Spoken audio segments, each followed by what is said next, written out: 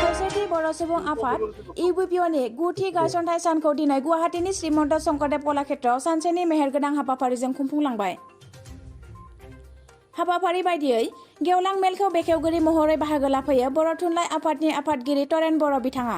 लोगोसेनो बे हाबाफारियावनो बुंथिगिरि महरै बाहागो लायो मिरु एबसुनि लोगो आफादगिरि रोमदोन बसुमतारिया।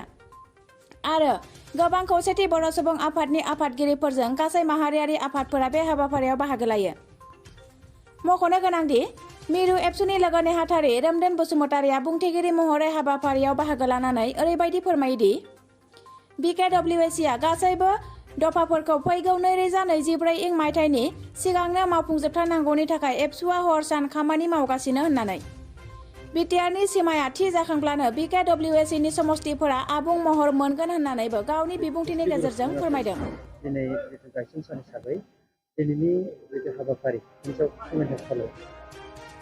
खौसेथि बर' सुबुं आफाद इउनाइटेड बड' पिपल्स अर्गेनाइजेसन बिटिसिनि बायजोनि 10 लाखनिबो बांसिन बर' सुबुंफोरनि रांखान्थि, समाजखान्थि, सोलोंथाइ गुबुन गुबुन बिथिङाव दावगानो थाखाय आरो राजखान्थि भाबै रैखाथि मोननो थाखाय आरो जोंनि राव हारिमुखौ फोथांना लाखिनायनि थाखाय जोंनो मोनसे गावखुंथाय नांगौ हिसाबै बेखौ जोङो 2014 मायथाइयाव सानजारि नोगोराव बिटिसिनि बायजोनि गं 22 जिल्लानि दुलाराय बर' फरायसा आफादनि बारग' दैदेनगिरि बिथांमोन, एक्स-बिएलटिनि दैदेनगिरि बिथांमोन, सारेन्डार एनडिपि बर' थुनलाइ आफाद, आइजो अनसाय आफाद, धोरोमारि आफादफोर गुबुन गुबुन आफादनि दैदेनगिरिफोरखौ लानानै 2014 मायथाइनि 18 जुलाइ दिनैनि बे गोथार सानावनो बे खौसेथि बर' सुबुं आफादखौ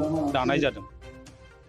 दानाय लोगो लोगोनो बे आफादा जिहेतु जोंनि आगुनि बिएसि आरो बिटिसि सुक्ति बे सुक्ति मोननैयाव बिटिसिनि बायजोनि बर'फोरनि जितु राजखान्थि भाबै रैखाथि मोननाय गुबुन गुबुन बिथिङाव दावगानायनि थाखाय जेबो आग-भाग लानो हायाखैमोन।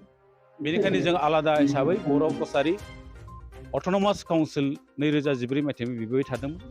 बेखौ थांनाय दाख्लैसो जालांनाय दुलाराय बर' फरायसा आफाद, एनडिपिनि मोनब्रै फ्रेक्सन आरो जोंनि खौसेथि बर' सुबुं आफाद जथायै 2020 मायथाइनि 27 जानुवारियाव जितु सुक्ति जालांबाय बे सुक्ति मथै जोङो मोनसे गावखुंथाय मोनबाय आरो बे गावखुंथाय मोननायनि बादैबो दिनै जोंहा बिटिसिनि बायजोआव गोबां जेंनाफोर थाबावबाय। बे जेंनाफोरखौ जोङो माहारियारि आफादफोरजों ज' थानानै बोरैहाय सुस्रांलायनो हायो बेनि थाखाय खौसेथि बर' सुबुं आफादा गासैबो माहारियारि आफादफोरजों थाफानानै जयै खामानि मावनो थियारि।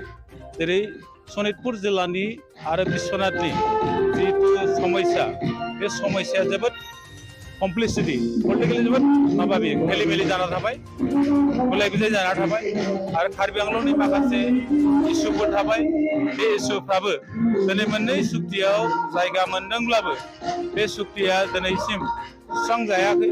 जों आसा फारिदों आसामावबो आरो भारतआवबो भारत सरकारावबो जिहेतु मोननै माबायावबो जिहेतु बिजेपि सरकार आरो काउन्सिलफोरावबो गासिबो बिजेपि दोलोजोंनो एलायन्सआव दङ।